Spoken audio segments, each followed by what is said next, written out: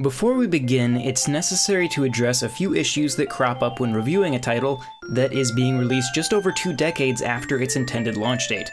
When I review a game, I have 2 goals. First, I believe a review must be fair to the reader. Presumably, you read a review to determine whether or not you spend your money on a game. Ergo, you expect honesty in criticism and not simply praise.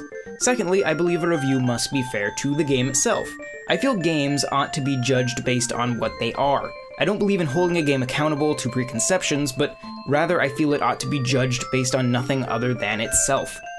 Under any normal circumstances, these 2 standards offer no conflict with each other. Being honest about a game is also inherently honest to the reader. That is, until you find yourself reviewing a game that should have been published in 1996 rather than 2017. To hold Star Fox 2 to the technical standards of today would not be fair to the game, but to pretend I'm writing from the perspective of 1996 would be dishonest to the reader. After pondering this problem for a few days, I came to the following conclusion. Honesty towards both the game and the modern reader, in this case, is not completely possible. I can only represent my personal feelings on the game and hope that the reader recognizes them as such. With that being said, let's begin.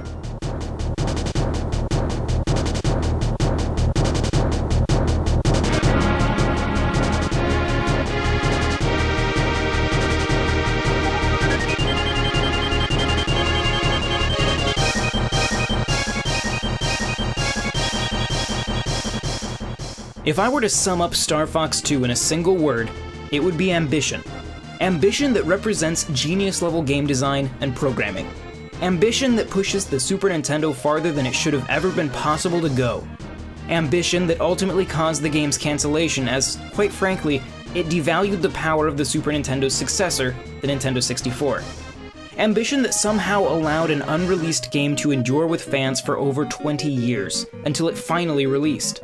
It is impossible to ignore the legacy that Star Fox 2 forged over the course of its 2 decades in hibernation. But now it's here.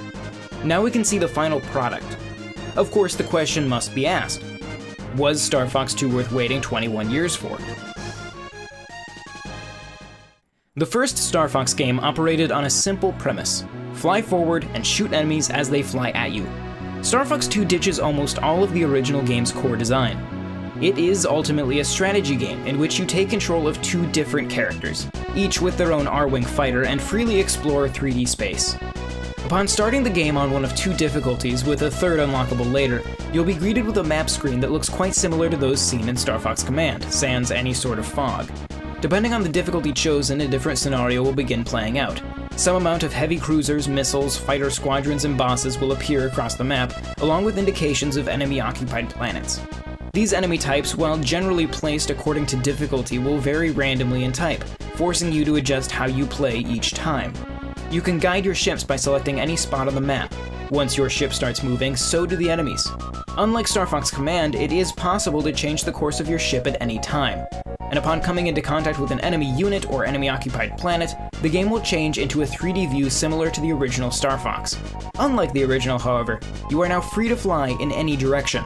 Enemies behave with a surprising degree of intelligence, often trying to escape when the majority of their squadron has been destroyed, forcing you to return to the map and waste more time chasing them down. Certain boss types can even escape and recover health if you fail to keep up with them. These hectic deep space encounters do now and then highlight the technical limitations of the Super Nintendo. At times, when dealing with a large number of enemies, the frame rate will drop low enough that I have trouble keeping my bearings. Having a few enemies escape from you can be frustrating when you're struggling just to keep track of them at just a few frames per second. Luckily, these instances do not represent the bulk of the game. Taking down heavy cruisers and destroying enemy bases is where Star Fox 2 truly shines. Cruisers and bases spawn squadrons and missiles, respectively, so taking them out is key to gaining control of the Lilat system. The longer they sit, the worse off Corneria will be. The cruisers, or cannon betrayers if you want to dig deep into that sweet Star Fox lore, feature what is probably the closest thing to traditional Star Fox gameplay one will find in Star Fox 2. These segments open with a daring, linear run toward the cruiser as you take out incoming fighters, dodge anti-aircraft fire and debris, and finally land inside the cruiser. Once inside, the action slows down somewhat, and we get to appreciate one of the most unique aspects of the game. Here we have our first opportunity to transform our R-Wing of choice into a walker as we explore the elaborate halls of the ship. From here, the game plays like a fully 3D, third-person shooter slash Zelda game slash light platformer. What's most alarming is how well Star Fox 2 manages to pull all these things off. The D-pad allows you to control forward and backward movement along with sidestepping. The L and R buttons are used to rotate left and right. It may seem odd at first, but the fact that you're controlling a transforming mech makes these tank-like controls feel surprisingly natural. In walker mode, you'll defeat enemies, perform minor platforming, and press switches to open doors until you arrive at the ship's core. Defeat the core and the cruiser is destroyed just as your R-Wing flies out of it. It should also be highlighted that all of this, from distant approach in space to facing off with the enemy core, is done seamlessly with no apparent pauses for loading. The planetary bases play out in much the same way. You fly down to the surface of a planet where you can explore freely as either a walker or an aircraft. Once on the ground, you'll need to gain access to the planet's hidden base. The manner in which you uncover the entrance to this base is different for every planet. You may have to dive underwater and fight a giant squid, you may have to solve puzzles, or perhaps you'll have to deftly navigate platforms suspended over lava. Once you do make it inside the base, the levels play out similarly to the cruisers. The complexity of these interior environments scales with the difficulty selected at the beginning of the game. When playing on Expert, the areas near the end of the game truly feel like some sort of proto-3D Zelda game. All of your actions, in space or on the ground, must be weighed carefully, as time is a constant factor in Star Fox 2.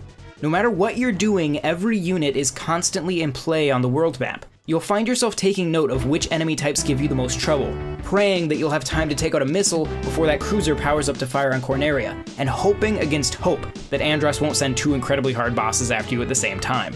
Star Fox 2 is a thrilling game whose vast amount of content, strategy, and random elements make it one of the most replayable games I've ever seen. Its only real downsides lie not in its design, but in the unavoidable limitations of its time.